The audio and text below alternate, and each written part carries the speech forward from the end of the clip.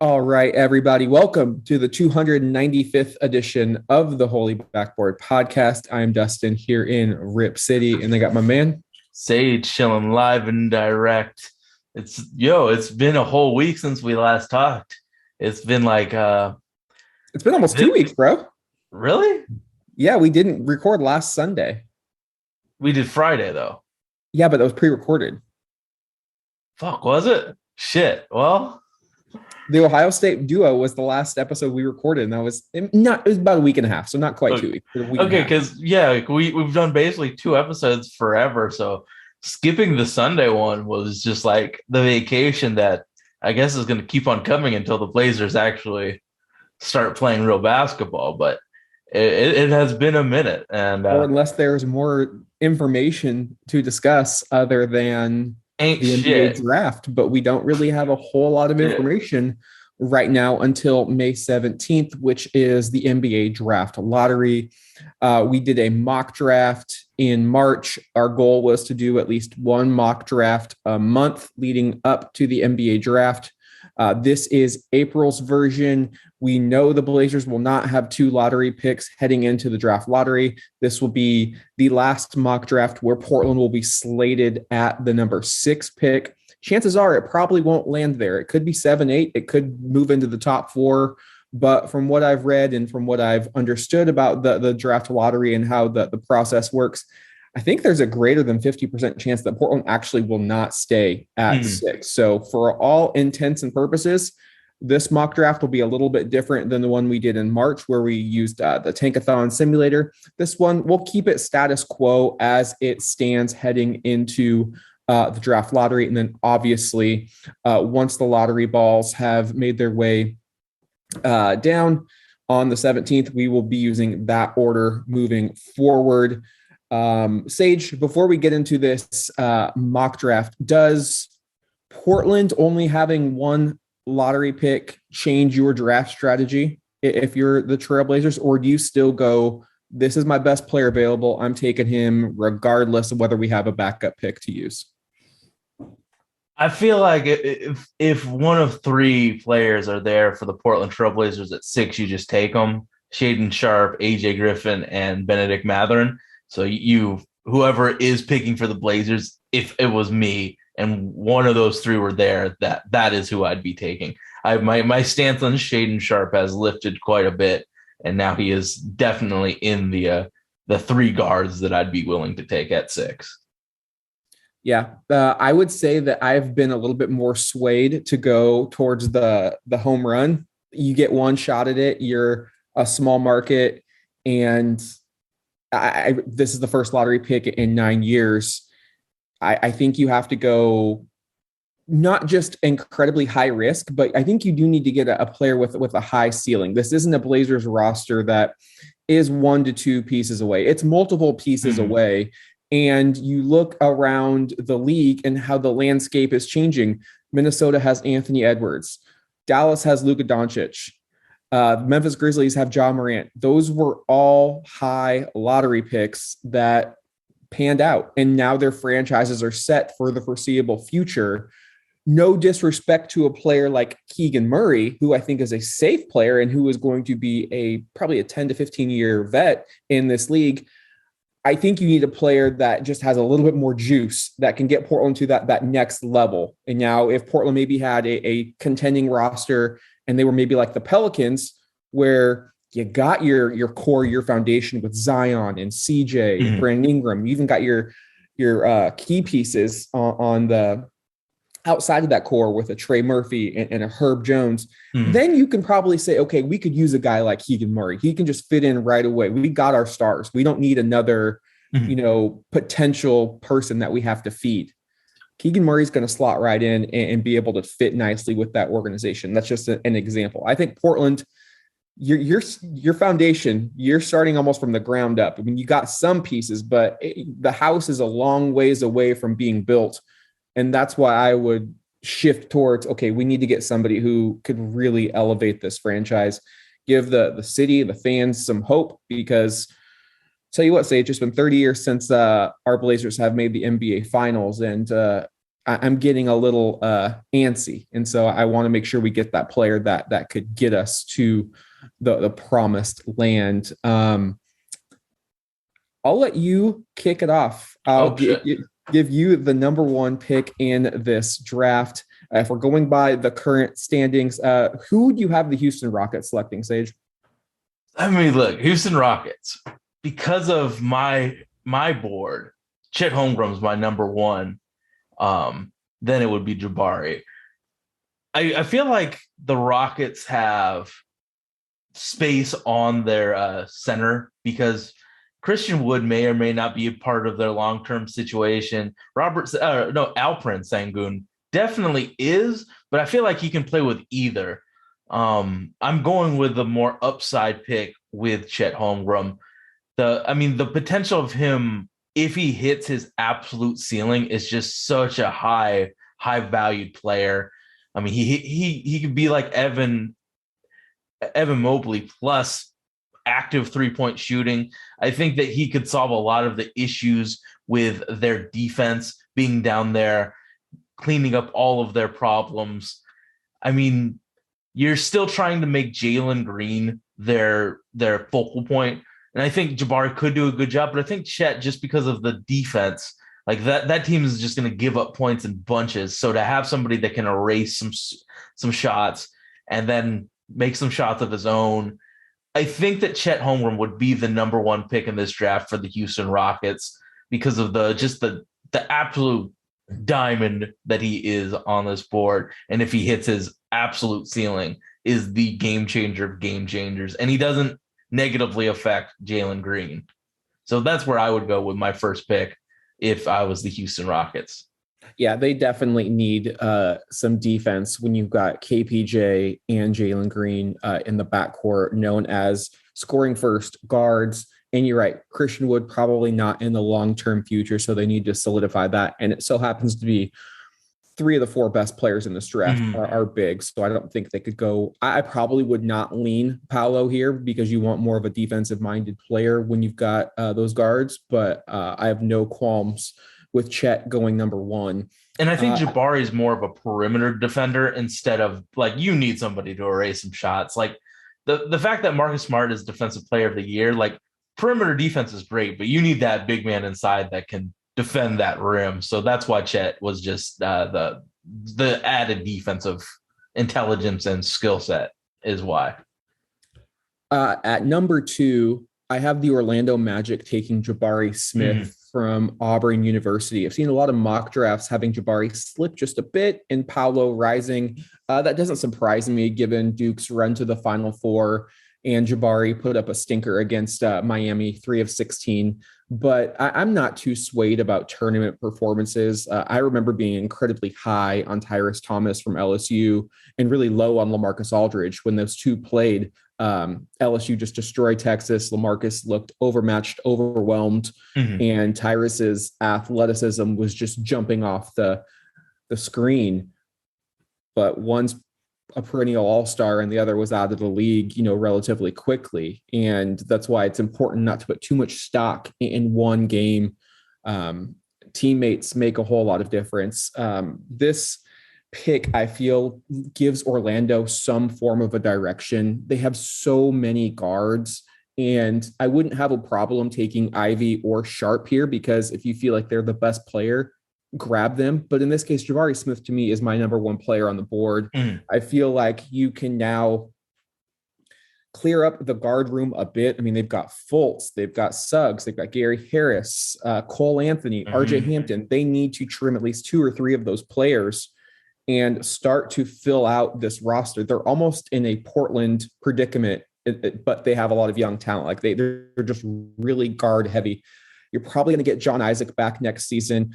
I don't know if he's a long-term fit. I mean, with the injury history, that's tough to predict. So at the worst, he's a bench piece. They still just don't know what they really want to do up front. Wagner came in and was a surprise, really fantastic rookie. I think if you do a redraft, he's right where he was taken in the early lottery. They need a guy who can defend. Like all of those players I named outside of John Isaac, they don't really defend at a high level. I think Jabari can defend on ball, off ball. I think he can play alongside any of those bigs. I think he could play alongside Mo Bamba if they decide to bring him back, or Wendell Carter Jr. I just feel like he's really versatile, and I understand people if they're projecting Banchero here because he is I think right now maybe perceived as a better offensive player. He does. But I don't think you need that if you're Orlando. You've already got a lot of ball creation. You've already got some spot up shooting with Wagner.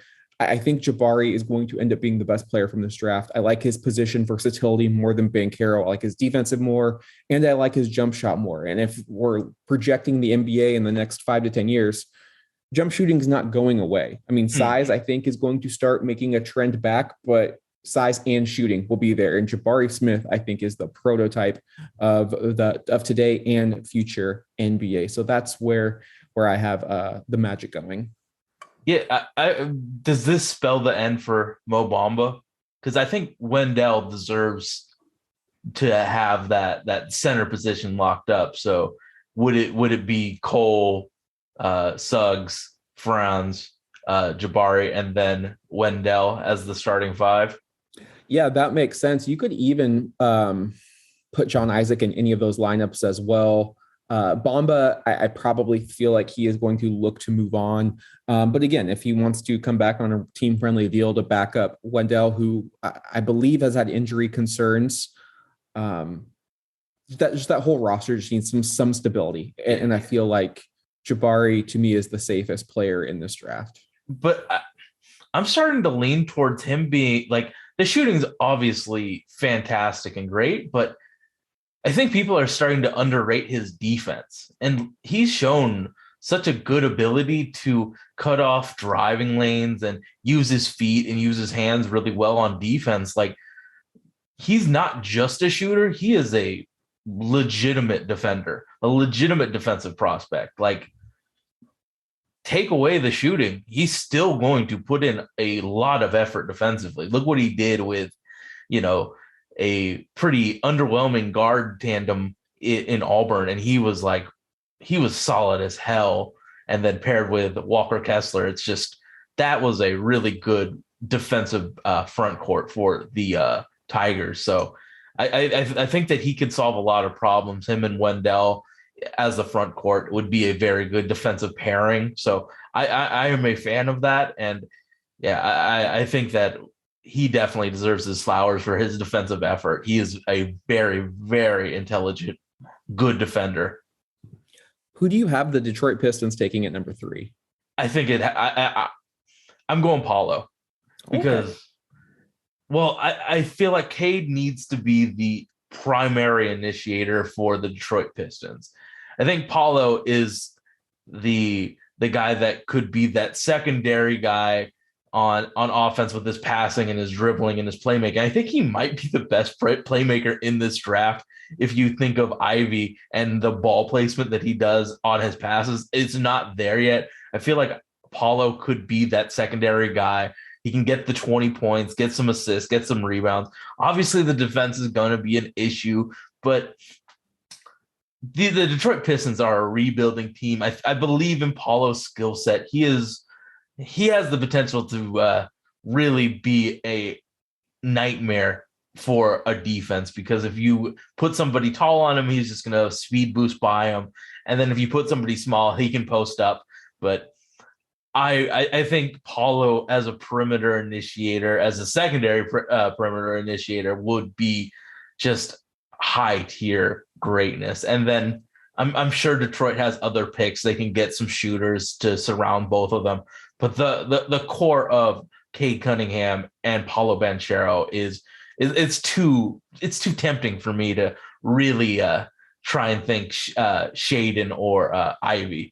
And I think my top 4 is solidified with the 4 that we're probably about to mention. And then we can talk about Shaden Sharp at 5 or, whoever it may be. But my top 4 is pretty solidified with the guys that everybody really knows. I think this is where the draft could get really spicy. Like, if this is how it if Detroit's out there at 3 and the two bigs who we believe are the two best bigs in the draft, Holmgren and Smith, are off the board, I think Detroit could go 3 different ways in this draft. I have no beef with Banchero. I think the pick and roll with he and Cade Cunningham would be at least a decade-long duo in the Motor City. I think that's a pretty sure bet. There are 2 guards that I think Detroit could go after. You know, they still have Sadiq Bey. They still have Jeremy Grant for now. I'm not saying either of those players are at the caliber of Banchero, but they could be looking to fill alongside Cade Cunningham's running mate in the backcourt. Right now, obviously, it's not Hamidou Diallo. It's not Killian Hayes. They need that other guard next to Cade. So I could envision them going after Jaden Ivey or Shaedon Sharpe. I think Sharpe, when all is said and done, he's going to be in the top 4 of this draft. I think some team is going to fall in love with him in the workouts. They're going to see the upside. They're going to see the size. We talk about size coming back. Can you imagine a backcourt size of Cade Cunningham and Shaedon Sharpe? I mean, that's pretty ridiculous. And on the other hand, if you want to go Jaden Ivey, you're able to get away with playing a 6'4" guard because Cade Cunningham has a size at the 1. So Detroit would just be, I think, in a prime position to really steal any of those 3 players. But with who you went with, no qualms with that either. Yeah, it's just that it's just that when you get a guard, you have to carve out guard touches. So if I'm trying to make it so Cade is the most optimized, I go big here. I get that. I think that Sharpe or Ivy would be a good mix, but I think having someone that skill set and size is different than your star player is a good move there. But I definitely could see, like, they're talented enough to be there. It's just who's there, who they count on the most with Cade Cunningham. It's like, I'm trying to make the guy that I once said is a better prospect than Luka Doncic be the engine of the offense. So, I mean, you know what it is with size. And Jeremy Grant may or may not be on the team long term, so I'm trying to lock it up with Paulo. All right, at number 4, the Oklahoma City Thunder are on the clock. I think this is somewhat of a nightmare scenario for them. Yeah, it really is. I think they would probably be able to entice Detroit or Orlando to get up in that top 3. Mm-hmm. They've got so many picks that I think they could move up to get one of those bigs. If they don't, if they're stuck at 4, all of their bigs are off the board. I'm taking Shaedon Sharpe here for the Oklahoma City Thunder. It is a franchise that already has 2 bigger guards in Josh Giddey and Shai Gilgeous-Alexander. I go Sharpe over Ivy because of the ability to swing over to the 3. He's known to be more of a defender, and he doesn't need the ball in his hands as much as Jaden Ivey does.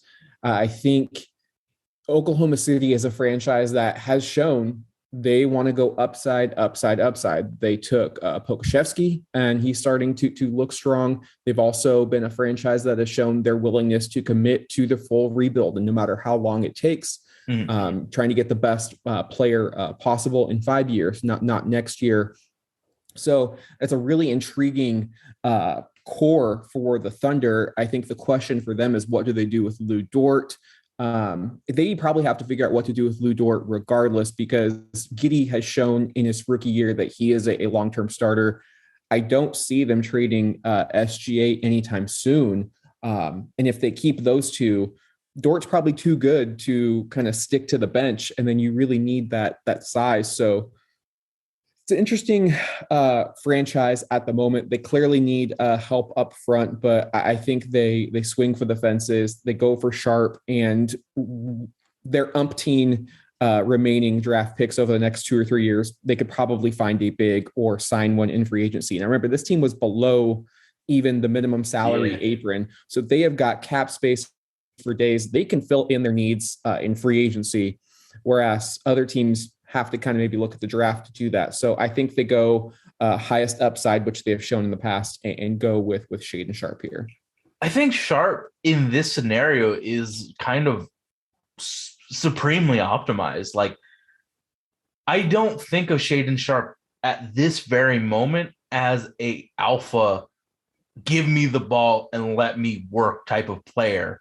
So having him be kind of a spot up, attack closeouts, run off ball, do all of the stuff that makes Shaden Sharp special, I think it is a good first place. Like, I would hate for him to be on a team where it's like, you got to stand still, beat your man off the dribble every time. I don't think that Shaden Sharp is there yet with his handle. I think he needs more help, like with some, at least a pick to get going downhill. So him having two guys that are really like alpha ball handlers, I think he can show off the shooting and show off the God-given athleticism. So I think you're putting him in a pretty nice scenario here with two legitimate ball handlers. And now you put me in a kind of weird position here with the Indiana Pacers, because we have our point guard and we have a guy that's getting paid a lot of money in Malcolm Brogdon. And I still believe in him. But when you got a guy like Jaden Ivey just sitting there all lonely and needing some love from Purdue, yeah, I'm going with them. Malcolm Brogdon is now on the trading block. I think that we can make it work with Tyrese Halliburton and Ivy. Both of them are pretty damn tall for guards. Like, I don't think we're ever undersized with Hallie, because I think he's like at least 6'5". So you got your guy that's going to just set up Jaden Ivey with all of this wonderful passing. Like, we both admitted that he is not the primary playmaker on a team just yet. You know, he's shown flashes of it, but to have a guy like Halliburton setting him up, setting the table for Ivy to use that athleticism to get into the paint. And then once he gets into the paint, he's got shooters out on the side to feed off of his interior penetration. I think that this might be a weird type of rotation, but you know what? It works because of the skill set of Halliburton. This would be a very exciting team for the future. You get a homegrown talent in Ivy mixed with Halliburton, have Buddy Hield spotting up. You got Miles Turner still. You got Chris Duarte. It is a good spacing team. And now you need to just find decent defenders in the later part of the draft. I mean, there's guys that, like, Terry out of Arizona could be a great second round pick for him. Like, this is a building block where two guards that are special penetrators and kickers of the basketball. So I think Carlisle would be very, very happy with Jaden Ivey as the two. I love the pick. I love the fit next to Halliburton. I think Buddy Hield is a placeholder for the interim, just like Malcolm Brogdon. I think they've got their core with Duarte, Ivy, and Halliburton. They still have Miles Turner. I feel like Indiana, really of all franchises, is in no position to pass on the best player available. Yeah. And the fact that he is from the state of Indiana, that's just a match made in heaven. You got a guy who loves getting downhill, pushing the tempo, drawing fouls, and then kicking it out to all your spacers. Like, Miles Turner actually fits incredibly well. Yeah, definitely. With Ivy. So I love that. I love that pick. 100% would have done the same thing. And now the Trailblazers are on the clock at number 6, and in a bit of a pickle, I would say. Clearly, if you're Portland, you want to move up. You want to get a guy like, I think Jabari Smith would be my dream. And Shaden Sharp would be like number 2, and he has gone to the Thunder. So it leaves a few options for Portland. I still would go with Benedict Mathurin here. I love his size at 6'7". You don't see two guards of that build. Just the ability to create his own shot. He showed a lot of playmaking growth over the course of the season, really as Arizona finally allowed him to be the primary ball handler. That they took the ball out of Kerr Kriis's hands and said, no, Benedict, you need to run the show. A lot of nice lobs to Koloko off of the bounce. Got great size, a knockdown shooter. he showed takeover ability. And I think that's something that you want when you're taking a lottery pick is like, this guy can get the ball and go and get a bucket. That performance against TCU was magical. The dunk, the athleticism. However, the main concern, I mean, it's why he slipped a bit. He needs to figure out, he needs to lock in on defense just as he does on the offensive end of the floor. But I still like the tools to be a really solid on-ball defender. Off-ball defense is always going to be challenging for a young player. There are so many schemes. There are so many tendencies you have to know. There's so many split-second decisions you have to make. I can leave this player. I can't leave this player. What do you do? Where are you switching? How are you communicating in transition? It takes time. I am a believer that he will get it done. I think any system that drafts him knows that is a weakness, and they will work on it. And, he showed growth from his freshman year to a sophomore year was just phenomenal. So I believe in the growth. I believe in the progress. I think he'll figure it out. But for now, you're getting at least an elite level offensive player. I feel like in that TCU game that you mentioned, Christian Coloco needs some damn respect on that game too, because he had some real big plays. And then Terry also had some big plays. Like, They shut down what is like at least one NBA guard on that TCU team. Like, I think that was a team effort between the draftable Arizona guys. I know Benedict's going to get I believe he got the player of the game, but I remember Christian Coloco making some huge defensive plays for TCU. Oh, sure. It was just the best game I had seen Mathurin play. Yeah. Oh man, it's tough. This Kings one's tough because in this mock that I'm looking at to remember who's playing, what the draft order is, I think it's between AJ Griffin and Keegan Murray for the Kings right now. And I was really hoping that AJ Griffin would fall to New Orleans because I think that is his best outcome. But I think the Kings are going to take him. The major issue with AJ Griffin is that he is slow. Let's be real. He's kind of slow. It might be the injuries, and once he fully recovers, he'll have that pop back. But like when I watched high school tape of him, he was a super duper aggressive defender. I think the injuries might have limited his foot speed, but I only worry about his foot speed if he is on ball, like as the main creator. I think you can be kind of slow as the spot up. It works. So with De'Aaron Fox, he's going to be the alpha. That, like, his role, like that's what he wants in his role, is to be the alpha guy. And then you got Demonis as the second guy. So now at best that he is the third guy on the floor. And I think that he can do his thing with his spot up abilities. I think he's one of the best shooters in the draft. He's going to be able to, I think he's strong enough and at least fast enough to just guard his man. Obviously, there's some weird stuff with his help defense. So once he's repped up, I think Shaedon Sharpe and he are the two most negatively affected by their decisions in COVID. Like, AJ missed a lot of time. And I think that time could have been used for him to learn how to play off-ball defense.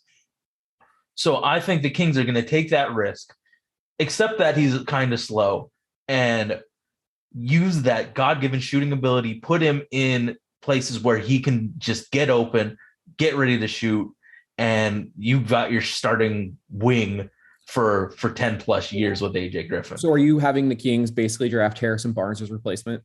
Yeah, I would think so. Well, does Harrison play the 4 or the 3? I really haven't watched. He can play both, but I would be surprised if he's on the roster next year. I think a lot of teams are going to inquire about him, and I don't know if he necessarily fits their new time. Yeah. Well, yeah. So it's either Harrison's replacement or Terrence Davis's replacement. Their guard play outside of De'Aaron and Mitchell, it's not really the best. So at least you've got a guy that absolutely can score in the NBA level with his shooting. And if he gets to the paint, he's going to score. He has a wonderful touch. It's just like getting from attacking the closeout to the basket is going to be his issue. But I think that the Duke Blue Devils did not make it so he can be that 6 overall pick. You kind of he had to play the backseat role to all the other players. So now he's gonna be in that third man at best role, and I think he's gonna be very, very good in that role. So AJ Griffin to the Kings. I really wish he was on the Pelicans though. Are you coming down off of your AJ Griffin hype a bit? I mean, this is the most critiquing of AJ's game that I've heard you say since we've been starting doing this since January. I mean, he's 6. I think that it's. I mean, I tried my best to ignore the fact that he was slow. I tried my best, but he's slow. He's absolutely slow. I still think he's going to be a good player. It's just about like what role do you put him in, and if you put him in a role that he succeeds, could succeed in. I think he's going to be a great player, but I don't see him being like the Jimmy Butler. Give it to him at the top of the key and let him work. I think that he's more of a off-ball scorer. And I mean, like, I still believe that he's a good player, but I don't think I think the superstar, he needs to be faster.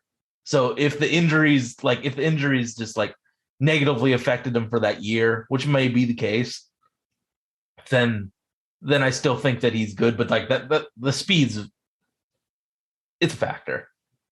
But it's all about where you put him as you're in the role. I think he can succeed as the secondary or the spot up.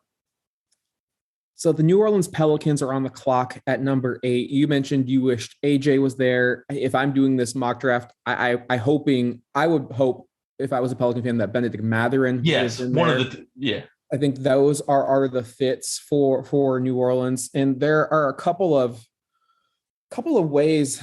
Again, we talked about Detroit. Don't do it to me, bro. Don't do it to me. We talked about Detroit being spicy at 3 with options. I think this has a lot of Cajun spice to it as well. There are a lot of players. The Pelicans could go here. They could go Keegan Murray. I think they could go Tari Eason or Jeremy Sohan. Like they are a franchise that really doesn't care about where mock drafts have players slated. They'll take players who they want for their roster, and more times than not, they've hit. I can't get over the glaring weakness at the 2 guard. CJ is your primary point guard. I mean, they were playing CJ and Jose Alvarado last night together in the closeout for major minutes. Yeah. You just can't do that. He too small. No, you need a big guard next to CJ. I really thought about putting Keegan Murray here. I don't think they would do that though. I think they like what they have with Murphy. I think they like what they have with BI and Herb. They've got size. They need the guard. I don't love this pick. This is what I would project. I don't know if you're going to love this pick, but this is our first kind of curveball. Are you doing Dyson Daniels? No. Okay, thank Although God. It wouldn't be bad. With the 8th pick, the New Orleans Pelicans select Ochai Obagi. Holy shit! From Kansas. Holy shit! I love it. You've got a 6'5" guard, gives you size next to CJ, a knockdown shooter. That's all you're going to ask him to do. I talked about this earlier in the podcast. You don't need somebody to come in and be the alpha. You need someone who is going to eat the leftovers. CJ, Zion, and BI, they're going to the table first, and then they're going to give you the second helpings. And there are going to be a lot of opportunities for shooters like Trey Murphy and Ochai Obagi. I think this would make the Pelicans a real threat to do damage next year, not in 2 or 3 years. Like Ochai is ready to go right now. You're looking at a first team all rookie if he lands in this scenario, in my opinion. I love it. I love the spot. I thought you were going to do Johnny Davis, but you know what? Ochai is who I prefer. So that is a great pick, man. I unfortunately feel like Johnny is going to fall in this draft. Yeah, there are a couple people who we have Keegan Murray falling right now. I think Keegan and Johnny are going to fall a bit. I think someone's going to take Ochai higher than maybe we have. And New Orleans is a team, like you don't get many playoff teams that have a high lottery pick. They are a team that can go safe. They don't need to swing for the fences. So I really like the fit for the Pelicans here. So does he start? So now Jackson Hayes is the spot starter, like kind of like Nicholas Batum with the Blazers earlier. Do we just kill that noise and go CJ, Ochai, Herb, Brandon, and Jonas? You can flip those two if Zion's not playing. Is that how you would do the positioning? Yeah, I think Brandon is the prototypical four in today's NBA, especially when you've got the versatility of Herb next to him. CJ's your primary ball handler. Ochai's your spacer. Brandon's your second. Yeah, I mean, I think what I would do. The only missing piece would be, could you find a way to pry away Miles Turner from Indiana and get that five that could spread the floor for whether it's Zion or for Brandon? Because the only issue I would have is there's not great 3-point spacing from Ingram and Herb Jones, but given their size, you can live with it, especially with a backcourt that can shoot like that. Exactly. Also bring in Murphy off of the bench. Yeah, like I think the biggest issue with the Pelicans was that they relied heavily on the fact that CJ and Brandon were elite tough shot creators, and once it gets to the playoffs, you can't really create something out of nothing every time and turn it into like magic. So to have Ochai spotting up, taking one player away, because like with their starting lineup, Brandon doesn't want to shoot threes. Herb's all right. Jackson cannot. And then Jonas, he can shoot threes, but you don't want him to be the popper. So you're adding so much spacing to a team that made it to the playoffs. So I think that Ochai was a really, really good pick. Now let me look at who I have to draft for. Spurs. The San Antonio Spurs. You know what? I'm going with a kid from Memphis. I'm going Jalen Duren because I feel like their guards are great. I don't want to mess with Vassell and Lonnie Walker and all of those wings. DeJounte too. DeJounte number one. I don't want to mess with him. Well, there's not really a point guard that could mess with him, but still, like I don't want to mess with the success and potential of Devin Vassell. You look at Jakob, and he's good. But first year, Jalen is not going to start. So to go from Jock Landau and Zach Collins to Jalen Duren, that's a huge upgrade. Like now you can feel fit good for a raw prospect too. Pop knows how to mold talent. Absolutely. Like, could you think of a better spot thus far for Jalen? Probably not, just given the fact that San Antonio is a defensive-minded team. DeJounte is one of the best perimeter defenders. I mean, just thinking how they could defend the pick and roll is pretty. They're blowing up plays with DeJounte and Duren. Like, and then he can learn from Jakob. Like, this is a really good spot for him. His prime comparison right now is Robert Williams, the Time Lord. Look at how Ime Udoka has really transformed that Celtics team. Mm-hmm. Starting Marcus Smart, defensive player of the year, similar defensive prowess as DeJounte Murray, exactly. Time Lord, and Jalen Duren. Like the Spurs could really emulate what they're doing in Boston defensively. So it's something that San Antonio's got to be very happy. I mean, they've got a nice young core, and they get potentially one of the biggest upside players in the draft at 9. 2 picks, so they can get like EJ Liddell, and then if they want one of those more picks. What's up? They have 2 more picks, 20 and 25. They can get EJ, and then like who's out there? Like they can get EJ. They can bring back the entire Ohio State front court and back court of draft eligible players, and get Malachi Branham and EJ Liddell to fill out the lineup or something like that. So I like the play, and I don't think that year one Jalen's going to affect Jakob, and then they can make that decision point for Jakob if Jalen's just absolutely killing it, and they can get something for him. So I feel pretty good that San Antonio waited and was patient and got one of the most high value players and highest upside players in this entire draft at whatever position group they were at 9. At 10, the Washington Wizards are on the clock, and I really wish there was a top tier point guard available, because they don't know what Bradley's doing, man. They don't know what Bradley Beal's doing. They've spent the last 3 drafts taking combo forwards in Corey Kispert, Denny Avdia, and Rui Hachimura. Mm-hmm. They also traded for Kristaps Porzingis, who is going to slide over to the 5.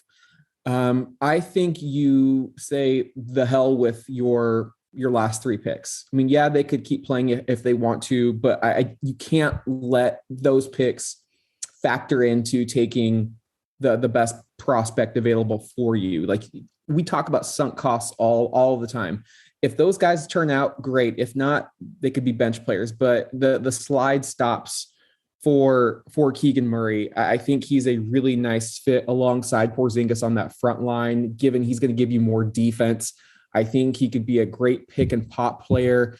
I think he slides right in and you can play him day one. I just think it's probably one of the better fits for Keegan Murray. And, you can never have too much size. And at the very least, it stops Washington from saying, oh, we have to sign Hachimura or we have to sign Avdia because we draft him. No, you fucked up, and that's okay. You can't get every pick right. And I'm not saying those players are busts. They could still show some potential, but don't do what the Blazers did and say, hey, we've got Jim Paxson and we've got, Clyde Drexler. We're going to pass on this guy and go for what we need. And I'm not comparing Keegan Murray to Michael Jordan, but just the scenario is always the same.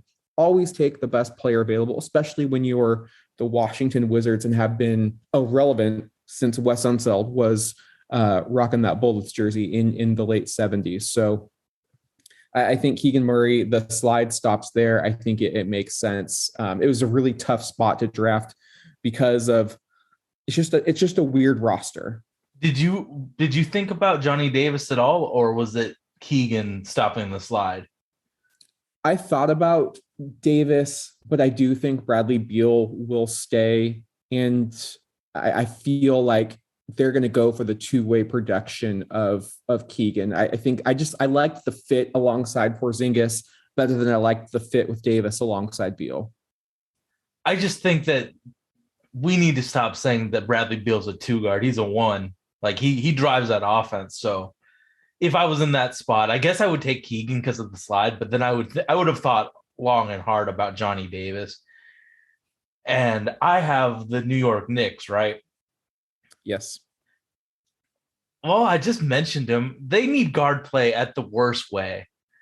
They need someone who can help out they need a bucket getter. Like that team struggles. I have never seen a team struggle so hard to get an easy bucket. And I've watched a lot of Portland Trailblazer basketball, but some of those games are just painful to watch. I in this scenario, I think RJ Barrett, not RJ Davis. RJ Barrett is their playmaker. So I don't need to be forced into Ty Washington since he is the number 1 guard. And I think Ty is going to slide as well. So I agree with not taking him here. I think I'm going Johnny Davis at the 2. He can spot up. He can be the off-ball guy for RJ to be the creative guy. You don't know who the 3, 4, 5 are. Like it's very it's hard to project. Like they could easily trade this pick too. So, but I'm going Johnny because he can be the spot up for RJ and his creation. And then you have like a guy that the ability to create his own shot is what is making Johnny Davis drop in this mock draft. But you don't really have to worry about it if RJ is healthy. So he's going to play good defense, and something that the New York Knicks absolutely need. I think that he's going to make it so Mitchell Robinson has less responsibilities compared to what happened this year. Like there was no guy to defend in the perimeter, so all of the pressure came into Mitchell Robinson and Nerlens Noel. So I think that that Johnny can make it so that everybody's lives are easier, and the slide for our Wisconsin guy has stopped at 11 with the New York Knicks. I mean, Alec Burks and Evan Fournier got a lot of open looks last year. Yeah. Johnny Davis is going to knock those down. At least at 40%. So we have some guys that are slipping that are good. I got to commend you for the New Orleans pick. I'm very happy. I'm very satisfied and very happy with that pick. But this is a weird draft, so I might mess up and pick somebody that's already taken. So I apologize and already. The Oklahoma City Thunder are on the clock at number 12. This was a team that did not have a second lottery pick the last time we did a mock draft, but this pick is owed to them via the Paul George trade. The Clippers were knocked out by the Timberwolves and then by the Pelicans, making this a lottery pick. This could probably be in play if the scenario above happens where they're at 4, the 3 bigs are off the board. They could probably entice maybe one of those teams with this 12th pick. But for now, we will keep it status quo. This is a really interesting pick for the Thunder. And you know what? I'm going to continue with my upside philosophy, and they also need defense. I think they go Jeremy Sohan. I would have gone Tari, but I'm not mad between at that. Tari Eason and Jeremy Sohan, but I have a feeling Sam Presti is going to be enamored with the length and size of Sohan. His positional versatility on defense is, I think, probably only rivaled by Chet in this draft. Eason's, I think, the better offensive prospect at this point. I don't think you could go wrong, but it just seems to me the length and wingspan kind of fits the MO of Sam Presti when you look at players who he's taken in the past, whether it's Giddey or Pokusevski. It just seems like he could fit right in off the bat. And again, we're talking about the Spurs being able to blow up pick and rolls. Jeremy Sohan's going to be able to disrupt a lot of things wherever he gets drafted. And I think he would be a nice fit in OKC. So it was between Eason and Sohan. I know you're Eason 1. I'm probably Sohan 1, but they're very similar and very I when looking at that roster, it was one of those two. And I'm fine with you going Jeremy right there. So I can take Eason with the 13th pick. Going Eason in Charlotte. Yeah. I mean, let's be real. Hornets played at the fastest pace in the NBA and were the worst defense from the majority of the year. You got to have somebody that can stop the Edwards and the all of the. Oh, I guess I got to talk Eastern Conference. You got to stop all of the Eastern Conference players. I'm going Tari because of the defense and the fact that he can be an offensive weapon. Like, I think LaMelo would benefit greatly by Eason's ability to slash and dunk it with authority. I think that it would be a good pick. And then just in case they lose Miles Bridges because somebody offers a contract too big and their books are, taken up by players that they need to sign, I think Eason would be a decent Miles Bridges replacement and a much better defender. So it's time to bring some defense into Charlotte with this team. So I'm going Eason to stop all of the nonsense that happens when you play the Hornets. Like you gotta, like, when you're doing projections, you have to boost every player that's going against the Hornets to such a high end outcome because of how bad defensively they are. So they need to stop that noise and get a defensive player. The only person really that I would have thought if Jalen was there, I would have taken him. But since I already had the Spurs taking him, Eason was kind of that guy. I mean, yeah, like I don't think Dyson Daniels would have been the good guy to have. So I think Eason is the last like lotto guy that definitely needed to be taken with the 13th pick in this lottery. The last pick in the mock draft, another team neither of us, I think, anticipated being here, was the Cleveland Cavaliers, a team that's kind of breaking the mold, going big with their, Jared Allen and Lowry Markkanen and Evan Mobley. They are a team that did trade for Karis LeVert. They have Darius Garland. So their roster is at least Colin Sexton potentially too. Colin Sexton potentially. I think they probably look to move him just because of what they're going to be owing him. And then they got to think about paying their other guys shortly. You talk about defense. This is a player who I don't know if he goes here, but he's definitely a lottery pick to me. I have Dyson Daniels going to the Cavaliers. Probably, I think, the best perimeter defender at the guard position in the draft. I think he fits in with their size model, going a 6'6". So you basically have size at every starting position on the court. I don't think he projects as a starter right away. You can bring him in off the bench. He could be a pseudo ball handler. I really like the Cavaliers and their smart drafting, something we haven't said about that team, but they're smart drafting as of late. And I think Dyson Daniels is a really good player they could bring along slowly, could even have him off the bench with, Jetty Osman. So that's where I have the mock draft ending. Was there any player that you were thinking about besides Dyson Daniels? The only guy I could kind of think about was Malachi Branham. Yep, that was probably the other player right there. I think if Obagi was there, I think Obagi makes a lot of sense. I don't think they go center. They don't go point guard with Darius. No, and there's just I don't love the point guard crop. If I was picking in this draft, I wouldn't take a point guard in the top 20. I think if Obagi was there, he makes sense. But I think Dyson makes a lot of sense for them. Yeah, I think that's what I would do. Yeah, I would have thought long and hard about Malachi because of the 3-level scoring. But if you're going all defense, then Dyson is the way to go. But they kind of need to score. And that's where I was banking on Karis LeVert returning healthy. Yeah.